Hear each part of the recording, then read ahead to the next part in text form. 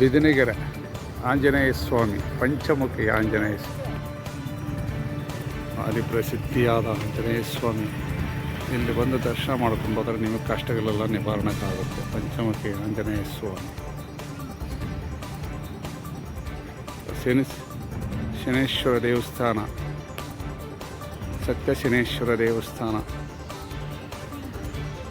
ಅದೇ ಥರ ಉದ್ಧವ ಬಸವಣ್ಣ,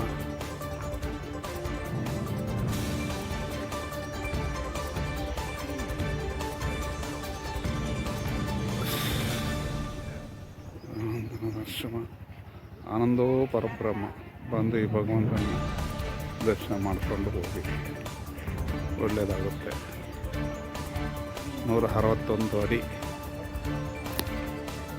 ಆಂಜನೇಯ ಸ್ವಾಮಿ.